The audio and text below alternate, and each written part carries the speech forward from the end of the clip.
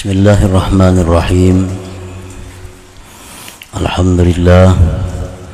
Alhamdulillahilladzi ja'ala al-'izza fi dhillah wal kathrata fil qillah wal ghina fil faqah. Ashhadu an la ilaha illallah wahdahu la syarika lah wa ashhadu anna sayyidana Muhammadan 'abduhu wa rasuluhu nabiyyur rahmah. Allahumma salli wa sallim ala sayyidina maulana Muhammadin manba'il ilmi wal hikmah wa ala alihi wa sahbihi wa zurriyatihi wa atba'ihi alladhina salaku manhajah salatan wa salaman daimaini mutalazimaini ila qiyamis sa'ah. Amma ba'du. Yang kita hormati dan kita cintai para habaib dan para alim ulama, para asatidz, muhibbin, hadirin hadirat rahimakumullah. Pertama-tama terlebih dahulu kita panjatkan syukur yang setinggi-tingginya kehadirat Allah Subhanahu wa taala yang pada malam ini mengumpulkan kita di majelis yang penuh berkah dan rahmatnya ini. Salawat dan salam keharibaan junjungan kita Rasulullah wa Habibillah Nabi besar Muhammad sallallahu alaihi wasallam dan kepada seluruh keluarga, para sahabat, zuriat dan pengikut beliau sampai hari kiamat nanti. Para muhibbin rahimakumullah, al-hikmatus sabi'ah wa tis'un minal hikamil ataiyah. Qala al-Imam Ahmad ibnu Athaillah Sakandari rahimahullah wa nafa'ana bi'ulumihi wa asrari. Hikmah yang ke-97 dari Al-Hikam, berkata pengarangnya Imam Ahmad ibnu Athaillah As-Sakandari, khairu awqatika waqtun tashhadu fihi wujuda faqatik wa turaddu fihi ila wujudi zillatik. Artinya, sebaik-baik waktu engkau ialah waktu yang engkau saksikan pada waktu itu adanya kefakiran engkau, dan dikembalikan engkau pada itu waktu kepada adanya kehinaan engkau. Nah, itulah terjemah hikmah yang ke-97 ini.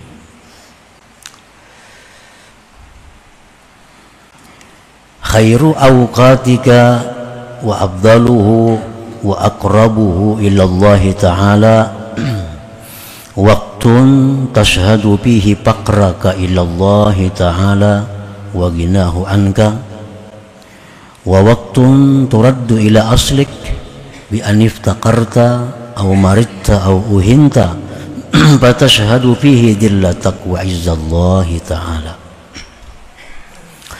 Sebaik-baik waktu engkau, seabdal-abdal waktu engkau, sepaling dekat waktu engkau itu kepada Allah, waktu di mana engkau bisa menyaksikan kefakiran diri engkau itu kepada Allah dan terkayanya Allah daripada engkau. Itu waktu yang paling mulia. Nah, waktu yang paling afdal, waktu yang paling baik yang ada pada kita.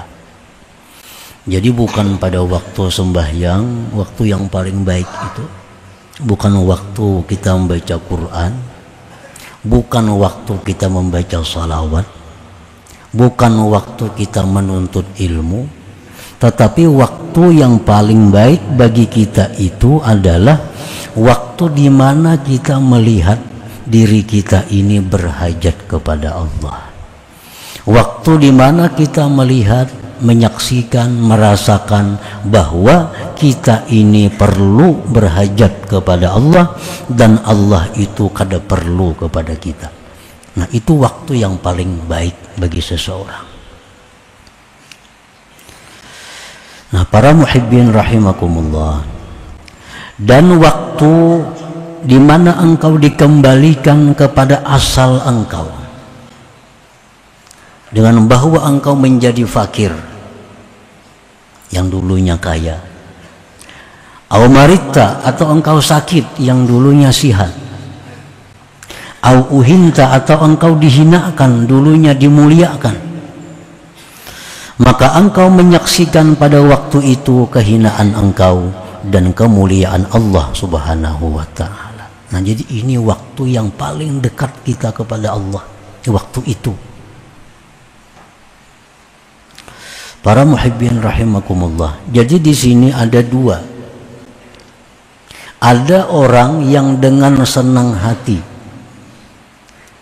tanpa disuruh, tanpa dipaksa, tetapi dia merasa bahwa dirinya itu adalah hina. Tanpa dipaksa, tanpa disuruh, dia merasa dirinya itu sangat berhajat kepada Allah. Walaupun orangnya kaya, kada jadi soal. Orangnya sihat, kada jadi soal. Orangnya dimuliakan orang, kada jadi soal. Walaupun dia punya harta, walaupun dia dimuliakan orang, walaupun dia sihat, tetapi hatinya tuh merasa bahwa dia itu sangat perlu kepada Allah Subhanahu wa ta'ala, bahwa dirinya ini sangat hina sebenarnya. Nah, ini orang yang dengan sukarela mendapatkan waktu yang mulia tadi. Ada orang yang dipaksa untuk mendapatkan waktu mulia ini. Nah, orang ini kaya. Nah, waktu dia kaya, dia kadang merasakan dirinya itu berhajat. Allah sayang dengan hambanya ini. Allah paksa. Lalu dia difakirkan oleh Allah. Dengan difakirkan itu, lalu dia sadar bahwa dia hina, bahwa dia fakir kepada Allah. Nah, ini orang terpaksa. Waktu dia sihat, dia lupa kepada Allah. Waktu dia sihat, dia merasa kada perlu pertolongan Allah. Allah sayang dengan hamba ini, disakitkan oleh Allah. Begitu dia sakit, sadar, oh ternyata aku perlu perlindungan Allah. Ternyata aku perlu anugerah Allah. Ada orang yang begitu dia dimuliakan, dihormati, dia lupa kepada Allah. Dia lupa kepada asal jati dirinya sebenarnya adalah yang hina. Nah, Allah sayang kepada dia, Allah hinakan orang ini. Maka dia jadi terhina di tengah-tengah manusia. Lalu dia sadar, oh ternyata aku sangat hina. Ternyata aku ini sangat butuh kepada Allah. Nah, ini orang yang secara terpaksa untuk kembali kepada asalnya. Nah, para muhibbin rahimakumullah. Jadi Allah Subhanahu wa ta'ala ada dua jenis mempunyai kekasihnya. Ada kekasih Allah yang dengan senang hatinya, dengan rela hatinya mengakui kefakirannya kepada Allah. Ada hamba Allah yang dengan sukarela dia mengakui kehinaan jati dirinya.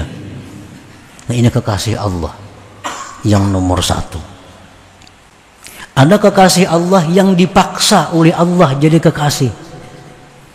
Nah, iya macam tadi, waktu dia kaya, dia kada sadar bahwa dia itu sebenarnya adalah fakir, tetapi dikayakan oleh Allah. Waktu dia sihat, dia kada sadar bahwa dia itu sakit kalau tidak disihatkan oleh Allah. Waktu dia mulia, dia kada sadar sebenarnya dia hina kalau tidak dimuliakan Allah. Nah, ini orang dipaksa oleh Allah untuk jadi kekasih Allah. Nah, para muhibbin rahimakumullah, tinggal kita yang memilih hendak jadi terpaksakah atau jadi yang sukarela kah? Kalau kita hendak jadi sukarela, jadi kekasih Allah, nah sebelum Allah mengembalikan kita kepada asal kita, kita sadar.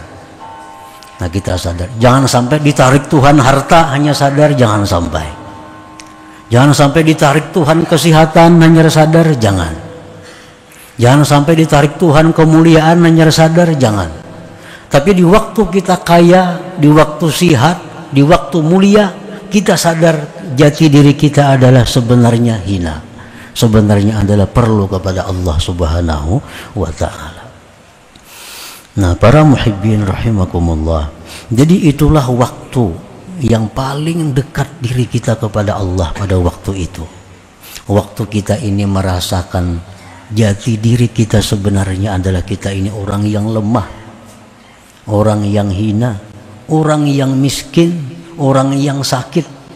Nah, di waktu kita menyaksikan diri kita demikian, maka itulah kita mendapat pahala yang sangat besar dari Allah Subhanahu wa ta'ala, dan merupakan jalan yang paling cepat untuk menuju kepada keridhaan Allah Subhanahu wa ta'ala. Nah, jadi ini termasuk dalam bagian tafakkur. Tafakkur. Ada hadis yang mengatakan bahwa tafakkur lebih afdal dari ibadah setahun. Tafakkur lebih afdal dari ibadah 70 tahun. Nah, tafakkur, merenungi bahwa diriku ini sebenarnya adalah hina, andai kata Allah kada memuliakan. Diriku ini sebagainya sakit, andai kata Allah tidak memberi kesehatan. Diriku ini sebenarnya adalah hina jikalau Allah tidak memuliakan. Nah, tafakkur seperti itu paling berharga, paling dekat kita kepada Allah Subhanahu wa ta'ala. Nah, para muhibbin rahimakumullah, jadi waktu yang paling abdal itu bukan waktu sembahyang, bukan waktu sujud, bukan waktu salawat, kada. Ternyata waktu yang paling abdal waktu kita menyadari yang demikian itu. Wa innama yakunu dzalik khaira waqtik wa afdalahu wa aqrabahu ilallah li'annaka fi dzalikal waqti tasta'iddu likabuli nafahati rahmatillah wa madadihi wa hidayatihi wa taufiqihi wa aunihi. Kenapa? Sebabnya waktu yang demikian tadi merupakan waktu yang paling baik. Kenapa? Sebabnya waktu yang demikian tadi waktu yang paling afdal. Kenapa waktu yang demikian tadi waktu yang paling mendekatkan kita kepada Allah? Kenapa sebabnya? Nah, karena engkau pada itu waktu, engkau siap, engkau mungkin, engkau ada harapan untuk menerima rahmat Allah, pertolongan Allah, hidayah taufik Allah Subhanahu wa ta'ala. Nah, itu sebabnya pada waktu kita merasakan bahwa diri kita ini hina, pada waktu kita merasakan bahwa diri kita ini miskin, nah di saat itu kita sebenarnya telah menerima rahmat Allah yang besar. Pada saat itu kita menerima pertolongan Allah yang sangat besar. Pada saat itu yang tidak didapatkan dalam waktu yang lain-lain. Nah, itu sebabnya kan ibadah yang dituju samuan rahmat Allah. Orang beribadah itu apa tujuannya? Supaya dapat rahmat Allah. Makin banyak rahmat yang didapat, maka ibadah itu makin mulia. Makin banyak rahmat yang didapat, maka ibadah itu makin afdal. Nah, di mana rahmat yang paling banyak tercurah kepada kita? Waktu kita merasakan bahwa diri kita ini ternyata hina, kada berdaya, jikalau tidak ditolong oleh Allah Subhanahu wa ta'ala. Nah, di saat itu nang rahmat itu kata-kata karan lagi datang kepada kita.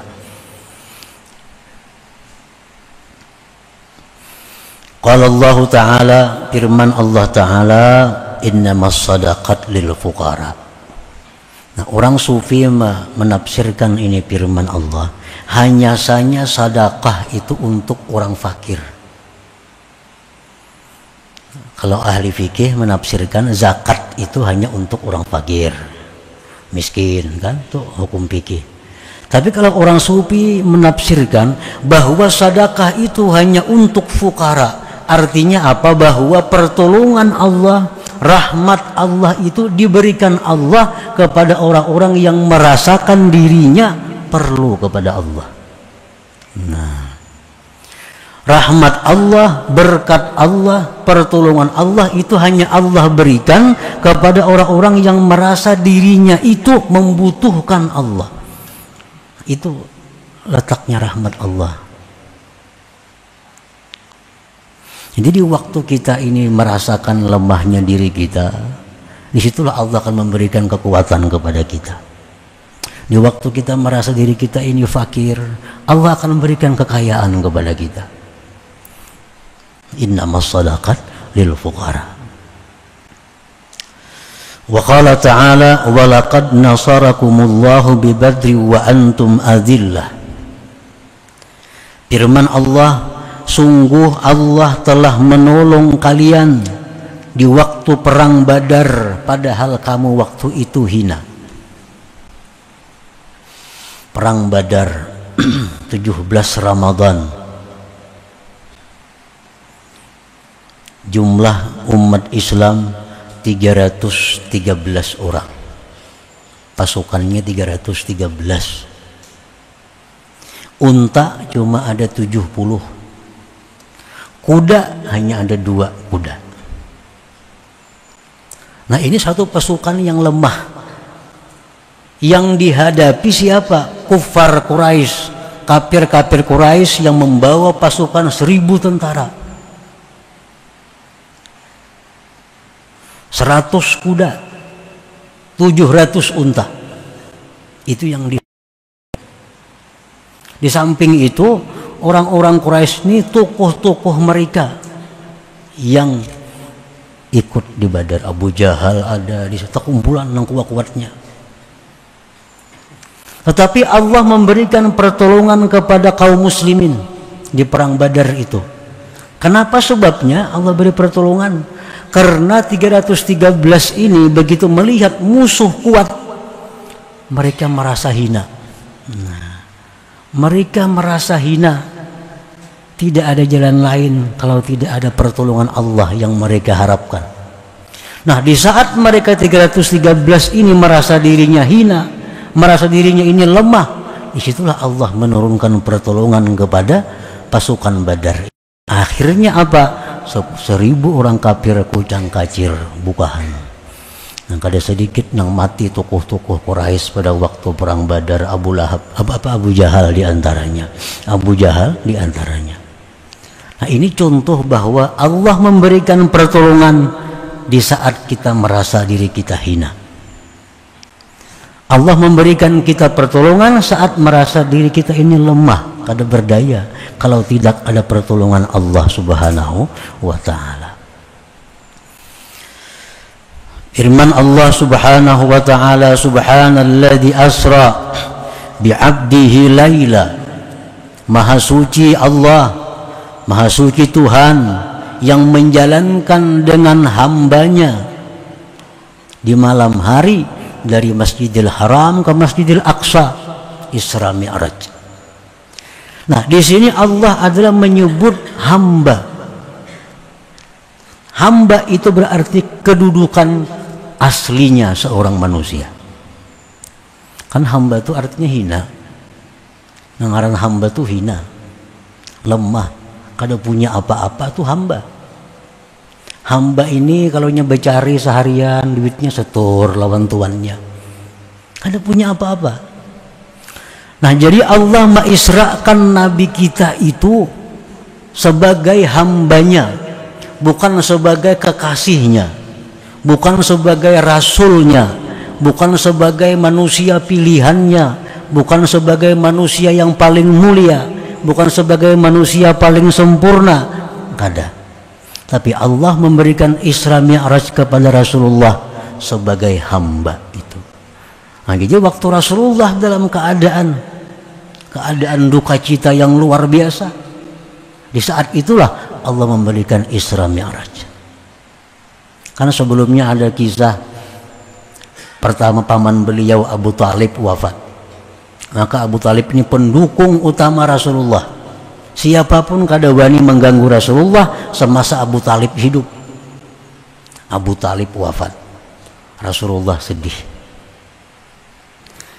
3 hari atau seminggu Siti Khadijah wafat, yang 24 tahun bersama beliau mengorbankan segala hartanya untuk perjuangan Nabi, wafat. Sedih lagi Rasulullah. Sedih lagi Rasulullah. Berangkat ke Hunain, ke Taif, berangkat ke Taif mencari pertolongan, ternyata dilempar dengan batu. Pulang ke Mekah, sedih lagi Rasulullah. Nah, beruntun kesedihan Rasulullah itu, pecah hati beliau. Di saat itulah Allah berikan Isra Mi'raj, satu mukjizat agung yang pernah ada pada beliau. Nah, jadi di saat kita susah, di saat kita sedih, disitulah sebenarnya peluang rahmat yang diberikan Allah kepada kita. Nah, para muhibbin rahimakumullah, dalam sebuah hadis kudusi disebutkan, ujar Tuhan, kalau kamu mencari aku, carilah aku pada orang-orang yang pecah hatinya. Nah, kalau kita hendak mencari Allah Ta'ala, cari orang-orang yang pecah hatinya, yang sedih hatinya. Orang kesedihan, di situ ada Allah Ta'ala. Nah, kayak itu kasarnya. Kita disuruh menghilangi orang garing. Secara syariat menghibur orang garing, kita menghilangi itu kan. Nah, menghilangi orang garing itu bagus. Secara syariat menggembirakan si sakit. Tetapi pada hakikatnya kita menghilangi orang garing itu adalah mendulang rahmat Allah. Karena orang garing itu umumnya hatinya sakit. Waktu itulah Allah memberikan pertolongan kepada orang garing, dan kita berhilang dapat rahmatnya itu. Orang garing adalah yang suka hatinya, sakitnya sini, sakitnya sini, sakitnya sini, menangisnya. Nah, kita ilangi. Nah, di saat inya sakit, di saat inya susah, disitulah rahmat Allah datang kepadanya. Kita mengilangi, kita dapat rahmat Allah. Nah, di situ kita disuruh mengilangi para aulia, disuruh ziarah kepada orang saleh. Karena para aulia, para orang saleh itu 24 jam hati mereka kada pernah merasa kaya daripada Allah. Orang saleh, orang aulia itu 24 jam hati mereka selalu butuh berhajat kepada Allah. Nah, kita berhilang kepada mereka, di situ dapat rahmatnya. Nah, jadi kita kadang mengharapkan ilmunya, kadang mengharapkan doanya. Kita datang pun kepada mereka, Allah sudah menunggui di sana. Karena hati aulia itu hati yang selalu pecah, hati yang selalu butuh berhajat kepada Allah Subhanahu wa Ta'ala. Para muhibbin rahimakumullah. Wa aswa'u awqatika waqtun yagibu fihi faqruk wa zillatuk. Sedangkan sejahat-jahat waktu engkau adalah waktu yang hilang pada waktu itu kefakiran engkau dan kehinaan engkau. Waktu yang dimana kita kadang merasakan fakir, waktu dimana kita kadang merasakan hina, itulah paling jahat waktu kita. Walaupun sedang salat, walaupun sedang baca Quran, walaupun sedang bersalawat, tapi kalau hati kita saat itu merasa kita kaya, hati kita merasa mulia, nah maka baca Quran, salawat hilang tanpa ada maknanya. Waktu yang paling jahat yang ada pada engkau adalah waktu di mana engkau tidak merasakan kefakiran engkau kepada Allah. Waktu di mana engkau kadang merasakan berhajatnya engkau kepada Allah. Itu waktu yang paling jahat yang ada pada kita. Contohnya, keanistagonaita, seperti engkau merasakan kaya. Nah, hati kita ini kadang-kadang ada merasa kaya, merasa kada perlu siapa-siapa. Saat itu waktu yang paling buruk bagi kita. Andai kalau kita mati saat itu, mati dalam su'ul khatimah. Waktu di mana wastakbarta, engkau merasa besar diri engkau. Wastaksarta, engkau merasa banyak. Wasta'zazta, engkau merasa mulia. Nah, itu waktu yang paling buruk yang ada pada diri kita, waktu yang paling jahat. Kenapa waktu itu dikatakan waktu yang paling jahat? Li'annaka hina idin ba'idun 'anillahi ta'ala, ba'idun an rahmatihi wa 'aunihi wa hidayatihi wa taufiqih. Karena engkau pada waktu engkau merasa mulia, pada waktu engkau merasa besar, pada waktu engkau merasa terhormat, pada waktu itu engkau jauh dari Allah, jauh dari rahmat Allah, jauh dari hidayah, taufik dan pertolongan Allah saat itu. Qala Allah Ta'ala, firman Allah Ta'ala,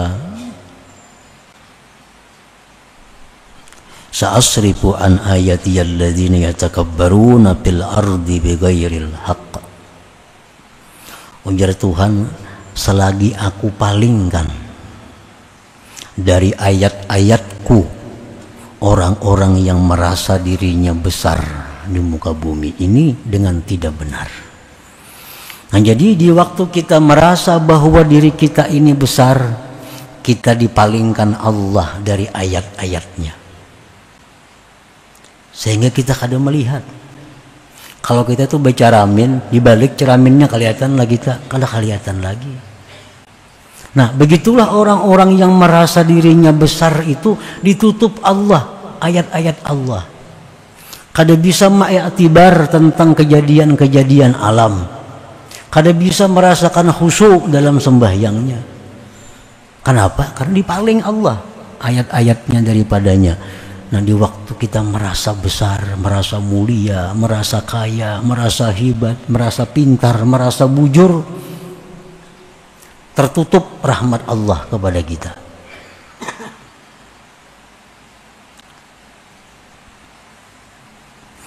Firman Allah Ta'ala dari sa'asrifu an ayati alladzina yatakabbaruna fil ardi bighairil haqq. Wa qala ta'ala wa yawma hunain iz a'jabatkum kathratukum falam tughni ankum syai'a.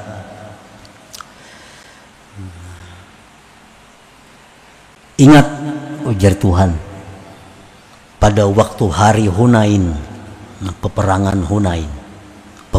Hunain, ketika menakjubkan akan kalian banyaknya pasukan, ternyata tidak berarti apa-apa. Dalam perang Hunain itu Rasulullah SAW membawa pasukan sebanyak 12.000 pasukan. 12.000 waktu menghadapi tentara Hunain. Sehingga ada sahabat yang berkata, lan nughlabal yaum, kita tidak akan bisa dikalahkan pada hari ini. Nah, ini sudah merasa kuat, merasa banyak pasukannya. Begitu datang ke Hunain, yang 12.000 ini tidak berdaya, lari kucang kacir. Nah, Allah mengingatkan, wa yauma Hunain, ingat ya Tuhan hari Hunain, iz a'jabatkum kasratukum, ketika menakjubkan akan kalian oleh banyaknya pasukan kalian, falam tughni ankum syai'a, tidak berarti, tidak berdaya. Nah, kenapa? Karena Allah kalau memberi pertolongan, walaupun banyak, kalau kita ditolong Allah, walaupun berisi dokter pribadi, ubat banyak, kalau kita ditolong Allah, tetap garing.